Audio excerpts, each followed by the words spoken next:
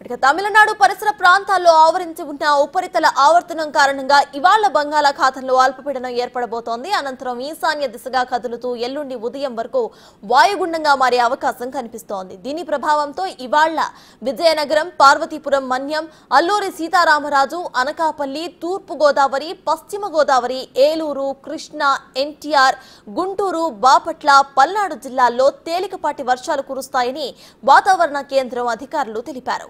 అల్పపీడనం ఏర్పడిన తరువాత పొడి వాతావరణం కారణంగా గరిష్ట ఉష్ణోగ్రతలు పెరుగుతాయని హెచ్చరించింది.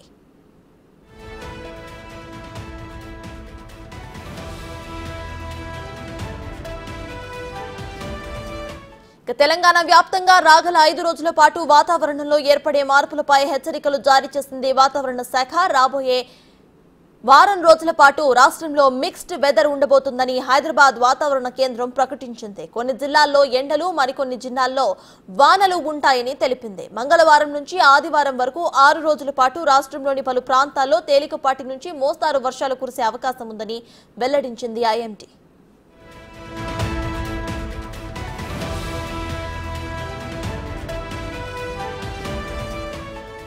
నేడు జయశంకర్, భూపాలపల్లి, ములుగు, భద్రాద్రి కొత్తగూడెం, ఖమ్మం, నల్గొండ, సూర్యాపేట, మహబూబ్ నగర్, వరంగల్, హన్మకొండ, జనగాం, సిద్దిపేట, యాదాద్రి, భువనగిరి జిల్లాల్లో అక్కడక్కడ వర్షాలు కురిసే అవకాశం ఉందని వాతావరణ శాఖ ప్రకటించింది.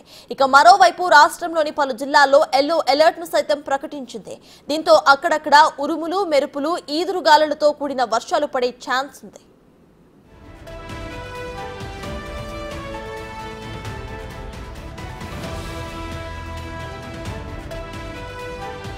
ఇక ఎల్లుండి ఉమ్మడి వరంగల్, ఖమ్మం, హైదరాబాద్, మేడ్చల్, మల్కాజ్గిరి, వికారాబాద్, సంగారెడ్డి సహా పలు జిల్లాల్లో అక్కడక్కడ వర్షాలు కురిసే అవకాశం ఉంది. మరోవైపు 25న కూడా ఉరుములు, మెరుపులు, ఈదురుగాలులతో భద్రాద్రి కొత్తగూడెం, ఖమ్మం, రంగారెడ్డి, హైదరాబాద్, మేడ్చల్, మల్కాజ్గిరి, వికారాబాద్, కామారెడ్డి, మహబూబ్ నగర్ ప్రాంతాల్లో వర్షాలు పడే ఛాన్స్ ఉందని జనం అప్రమత్తంగా ఉండాలని హెచ్చరించింది.